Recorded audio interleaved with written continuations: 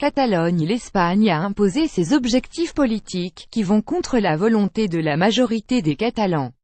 Nous défendrons nos droits jusqu'au bout. Ce 6 novembre, alors que le désormais ex-gouvernement catalan en est réduit à choisir entre l'exil en Belgique et l'emprisonnement en Espagne, leader déchu Carles Puigdemont s'est exprimé au moyen d'une tribune publiée sur le site des Britanniques de The Guardian.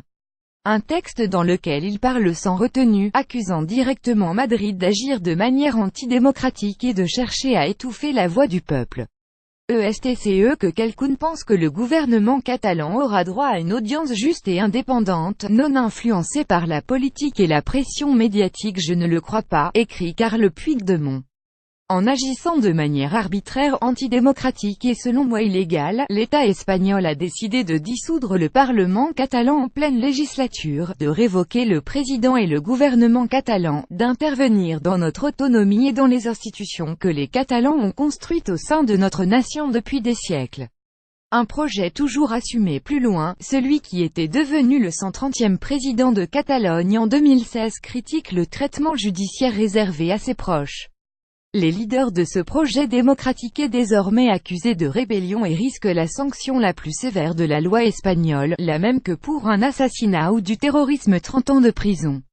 De même, il qualifie l'emprisonnement de plusieurs membres du gouvernement d'outrage colossal qui aura de très sérieuses conséquences, et ce alors que contrairement à d'autres factions indépendantistes, les Catalans n'ont jamais opté pour la violence, bien au contraire. Dans sa tribune, Carles Puigdemont réaffirme que sa volonté de proclamer l'indépendance était au cœur du programme sur lequel parti s'est présenté et a remporté les élections catalanes en 2015. Les gens qui nous ont soutenus ont toujours su quel était notre objectif. Et pourtant, 2 ans après ces élections, nous sommes accusés de sédition, de conspiration et de rébellion pour avoir simplement poursuivi un programme électoral qui n'a jamais été secret. Ce qui est en jeu, c'est la démocratie, une raison pour laquelle le président déchu s'en prend vertement à la manière dont l'Espagne gère les volontés d'indépendance. Il y a 2 niveaux de démocratie, on peut être un parti pro-indépendance, mais uniquement si on n'est pas au pouvoir.